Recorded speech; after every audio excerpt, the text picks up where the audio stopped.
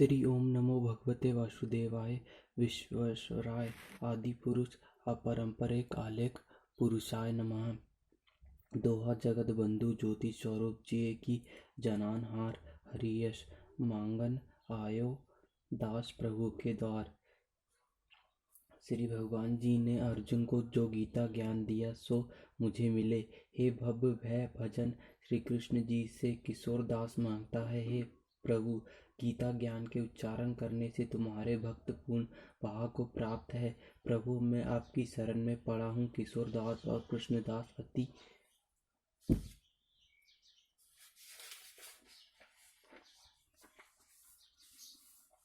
दीन गरीब है और आप परम प्रवीण आरत दुख भंजन हो। हे श्री कृष्ण भगवान, तेरे संतों और भक्तों के हेतु में यह ज्ञान भाषा में कहता हूँ। श्री गीता के ज्ञान की कथा प्रारंभ।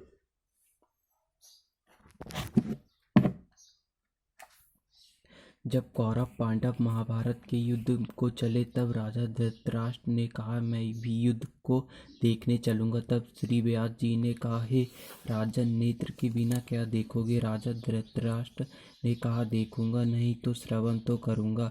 तब व्यास जी ने कहा, हे राजन, तेरा सारथी संजय जो कुछ महाभारत के युद्ध की लीला कुरुक्षेत्र में होगी सो वहाँ बैठे ही श्रवण करवाएगा। व्यास जी के मुख से यह वचन सुन संजय ने विनती करी, हे प्रभु, यहाँ हस्तिनापुर में बैठे कुरुक्षेत्र की लीला कैसे जानूंगा तथा राजा को किस भांति कहूँगा। तब व्यास जी ने संजय को यह वचन कहा, हे संजय, मेरी कृपा से तुझे यही सब दिखाई देगा। व्यास जी के इतने कहते ही संजय की दिव्य दृष्टि हो गई और बुद्धि भी दिव्य हो गई। अब आगे महाभारत का कौतिक कहते हैं, सो सुनो। 7 अक्षौहिणी सेना पांडवों की और 11 अक्षौहिणी सेना कौरवों की, यह दोनों सेनाएं कुरुक्षेत्र में जब एकत्र हुई तब धृतराष्ट्र ने पूछा, हे संजय, धर्म के कुरुक्षेत्र में युद्ध की इच्छा से एकत्र हुए मेरे और पांडु के पुत्रों ने क्या किया। संजय ने कहा, पांडवों की सेना को बेहुत देखकर दुर्योधन आचार्य द्रोण के समीप जाकर कहने लगे, हे आचार्य, देखिए आपके शिष्य बुद्धिमान द्रुपद पुत्र ने पांडव की बड़ी सेना को कैसी व्यूह रचना की है। इस सेना में अर्जुन भीम जैसे बड़े बड़े धनुधरी वीर, विराट महारथी द्रुपद, धृष्ट केतु, चेकितान बलवान, काशीराज, पुरुजित, कुंती भोज, नरों में श्रेष्ठ शैव्य पराक्रमी, युद्धामन्यु बलवान, उत्तमौजा अभिमन्यु और द्रौपदी के पुत्र सबके सब महारथी है। हे ब्राह्मण श्रेष्ठ, आपके स्मरणार्थ अब मैं अपनी सेना के प्रधान सेनापतियों के नाम बताता हूँ। आप भीष्म, कर्ण, विजय, कृपाचार्य, अश्वत्थामा, विकर्ण, सोमदत्त का पुत्र भूरिश्रवा और बहुत से सूरवीर मेरे लिए प्राण तक देने के लिए तैयार है। ये लोग शस्त्र चलाने में अति निपुण हैं। हमारी सेना को जिसके भीष्म रक्षक है अपरिमित बल है और उनकी सेना जिसके भीम रक्षक है थोड़ा बल है। अब आप सब अपने अपने मोर्चों पर सावधान रहकर सेनापति की रक्षा कीजिए। भीष्म पितामह ने दुर्योधन को प्रश्न करते हुए और ऊंचे स्वर से गजरते हुए शंख बजाए। फिर वहां चारों ओर शंख, नगाड़े, ढोल, गौमुख आदि बाजे बजने लगे, जिनका बड़ा भयंकर शब्द हुआ। जिसके अनंतर श्री कृष्ण और पांडव अर्जुन ने दिव्य शंखों को बजाया। श्री कृष्ण ने पांचजन्य और अर्जुन ने भी देवदत्त नामक शंख को और भीष्म कर्ण करने वाले भीम ने पौंडक नामक बड़े शंख को बजाया। कुंती पुत्र राजा युधिष्ठिर ने अनंत, विजय नकुल ने सुघोष और सहदेव ने मणिपुष्यक और धनुधर काशीराज, शिखंडी, धृष्ट, धनुम, विराट, अपराजित, सत्याकी, राजा द्रुपद और द्रौपदी के 5 पुत्र और महाबाहु अभिमन्यु, इन सब वीरों ने अपने अपने शंखों को बजाया। उन शंखों के भारी शब्द से आकाश और पृथ्वी गूंज उठे और धृतराष्ट्र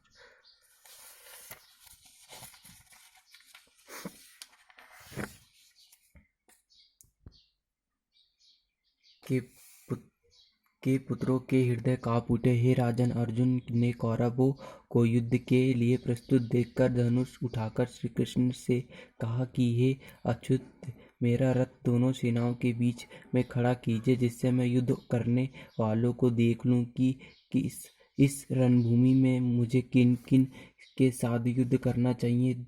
दुबुद्धि दुर्योधन से प्रीति करने वाले जो युद्ध के लिए यहाँ एकत्रित हुए हैं, उनको देखूंगा। संजय ने कहा, हे राजन, अर्जुन की बात सुनकर श्री कृष्ण ने भीष्म, द्रोण आदि वीरों के सामने उत्तम रथ को खड़ा करके कहा कि हे वीर, युद्ध के लिए उद्यत इन कौरवों को देख लो। अर्जुन ने चाचा, बाबा, गुरु, मामा, भाई, पुत्र, पौत्र, मित्र, ससुर और स्वजनों को शस्त्रों से सुसज्जित खड़े देखा और उसने उन दोनों सेनाओं में अपने ही सब बंधुओं को देखकर परम दयाद्र हुए यह वचन कहे, हे कृष्ण, युद्ध की इच्छा से आए हुए इन अपने बंधुओं को देख। मेरे अंग ढीले होते जाते हैं और मुख सूखा जा रहा है। मेरा शरीर व्याकुल होता है, गांडीव हाथ से गिरा जाता है। हे केशव, मुझ में यहाँ खड़े रहने की सामर्थ्य नहीं है और सब लक्षण में उल्टे देख रहा हूँ और संग्राम में अपने स्वजनों का वध करके कोई लाभ नहीं होगा। हे कृष्ण, मैं जीत, राज्य और सुख भी नहीं चाहता हूँ। हे प्रभु, हमको राज्य भोग तथा जीवन से क्या काम है, क्योंकि जिनके लिए राज्य भोग और सुख की इच्छा की जाती है, वे सब इस युद्ध में प्राण और धन की इच्छा छोड़ मरने को तैयार है। और आचार्य, पिता, पुत्र, पितामह, माता, ससुर, पौत्र, साले और संबंधी, ये सब मुझे मारे तो भी हे मधुसूदन, मैं इन्हें मारने की इच्छा नहीं करूँगा। हे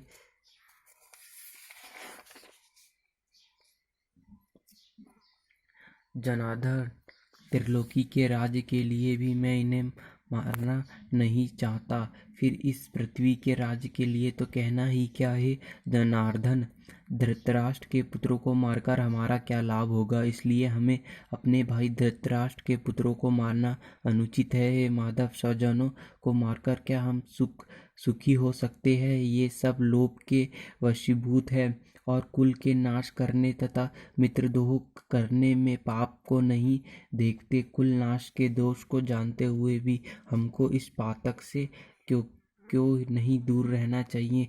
कुल का नाश होने से कुल के प्राचीन धर्म नष्ट हो जाते हैं, फिर धर्म नाश होने से कुल में पाप बढ़ता है। हे कृष्ण, पाप से कुल की स्त्रियां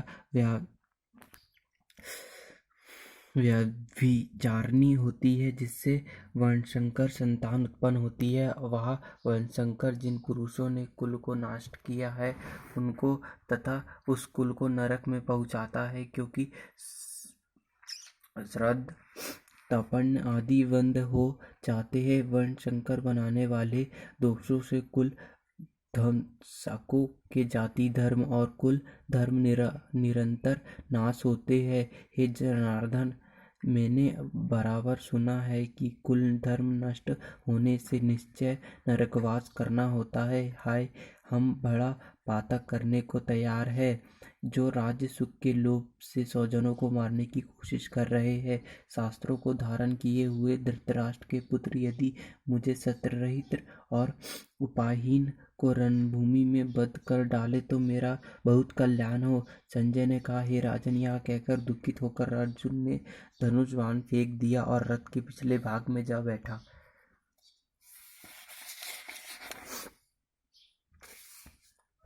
पहला अध्याय समाप्त। पहले अध्याय का महत्व। एक समय पार्वती ने पूछा, हे महादेव जी, किस ज्ञान के बल से आपको संसार लोग शिव कहकर पूछते हैं?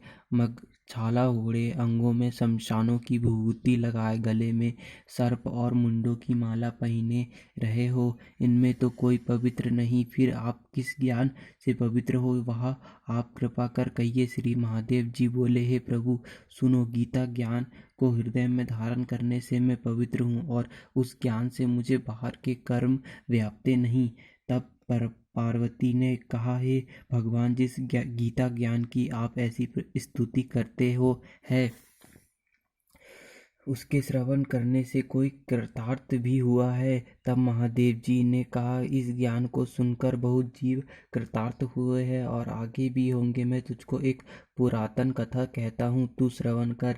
एक समय पाताल लोक में शेषनाग की सैया पर श्री नारायण जी नैन मूंदकर अपने आनंद में मगन थे। उस समय भगवान के चरण दबाती हुई लक्ष्मी जी ने पूछा, हे प्रभु, निद्रा और आलस्य उन पुरुषों को व्यापता है जो जीव तामसी है, फिर आप तो तीनों गुणों से अतीत हो, आप तो नेत्र मूंद रहे हो, यह मुझको बड़ा आश्चर्य है। श्री नारायण जी बोले, हे लक्ष्मी, मुझको निद्रा आलस्य नहीं व्यापता। एक शब्द रूप से जो गीता भगवत गीता है, उसमें जो ज्ञान है, उसके आनंद में मगन रहता हूँ। जैसे 24 अवतार मेरे आकार रूप है, तैसे यह गीता शब्द रूप अवतार है। इस गीता में यह अंग है। 5 अध्याय मेरा मुख है, 5 अध्याय मेरी भुजा और 11वां अध्याय मेरा हृदय और मन है, 16वां अध्याय मेरा उदर है, 17वां अध्याय मेरी जंघा है, 18वां अध्याय मेरे चरण है।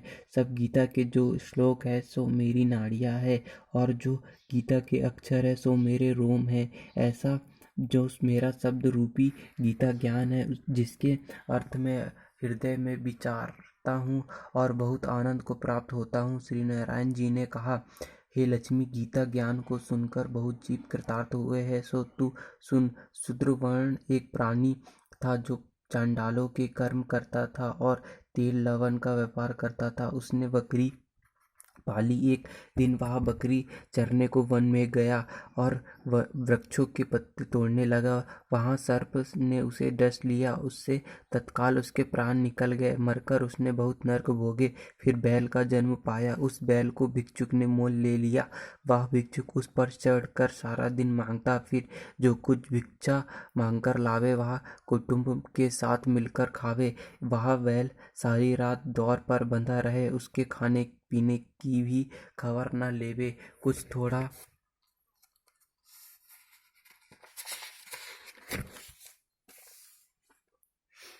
सब भूसा उसके आगे डाल देवे। जब दिन चढ़े फिर बैल पर चढ़कर मांगता फिरे। कई दिन गुजरे तो वह बैल भूखा का मारा गिर पड़ा, पर उसके प्राण नहीं छूटे। नगर के लोग देखा करे, कोई तीर्थ का फल दे, कोई व्रत का फल दे, पर उस बैल के प्राण छूटे नहीं। एक दिन गणिका आई, उसने मनुष्य से पूछा, यह भीड़ कैसी तुम? उन्होंने कहा, इसके प्राण जाते नहीं। उनके पुण्यों का फल दे रहे हैं तो भी इसकी मुक्ति नहीं होती। तब गणिका ने कहा, मैंने जो किया है उसका फल इस बैल के निर्मित दिया। इतना कहते ही बैल की मुक्ति हुई। तब बैल ने एक ब्राह्मण के घर में जन्म लिया। पिता ने उसका नाम सुशर्मा रखा। जब बड़ा हुआ तो पिता ने उसको पढ़ाया। तब उसको पिछले जन्म की सुध रही थी। इसने एक दिन मन में विचार किया, जिस गणिका ने मुझे बैल की योनि से छुड़ाया है तथा उसका दर्शन करूं। विप्र चलता चलता गणिका के घर गया और कहा, तू मुझे पहचानती है? गणिका ने कहा, मैं नहीं पहचानती। तू कौन है? मेरी तेरी क्या पहचान है? तू विप्र और मैं बैल वैश्या। तब विप्र ने कहा, मैं वही बैल हूँ जिसको तुमने अपना पुण्य दिया था। तब मैं बैल की योनि से छूटा था, अब मैंने विप्र के घर जन्म लिया हूँ। तू अपना वह पुण्य बता। गणिका ने कहा, मैंने अपने जाने कोई पुण्य नहीं किया, पर मेरे घर एक तोता था, वह कुछ पढ़ता, मैं उसके वाक्य सुनती हूँ। उस पुण्य का फल मैंने तेरे निर्मित दिया था। तब विप्र ने तोते से पूछा कि तू सवेरे क्या पढ़ता है? तोते ने कहा, मैं पिछले जन्म में विप्र का पुत्र था। पिता ने मुझे गीता के पहले अध्याय का पाठ सिखाया था। एक दिन मैंने गुरुजी से कहा, मुझको तुमने क्या सिखाया, क्या पढ़ाया? तब गुरुजी ने मुझे श्राप दिया कि तू सूआ हो जाए। तब मैं सूआ हुआ। एक दिन फंदक मुझे पकड़ ले गया। एक विप्र ने मुझे मोल लिया। वह विप्र भी अपने पुत्र को गीता का पाठ सिखाता था। तब मैंने भी वहाँ पाठ सीख लिया। एक दिन विप्र के घर चोर घुस पड़े। उनको धन प्राप्त न हुआ तो पिंजरा उड़ा ले गया। उन चोरों की यह गणिका मित्र थी। मुझे इसके पास ले आए। सो मैं नित्य गीता जी के पहले अध्याय का पाठ करता हूँ। वही यह गणिका सुनती है, पर इस गणिका की समझ में नहीं आता जो मैं पढ़ता हूँ। वही पुण्य मेरे निर्मित दिया था। सो हे लक्ष्मी, गणिका ने भी भले काम ग्रहण नहीं किए। नित्य प्रति स्नान करके करे और गीता के पहले अध्याय का पाठ करे, उसे उसकी मुक्ति हुई। श्री नारायण जी ने कहा, लक्ष्मी जी, जो कोई जान कर भी गीता का पाठ करे या श्रवण करे, उसको भी मुक्ति मिलेगी। पहला पाठ श्रीमद् भगवत गीता का समाप्त हुआ। अब कल दूसरा अध्याय पढ़ेंगे।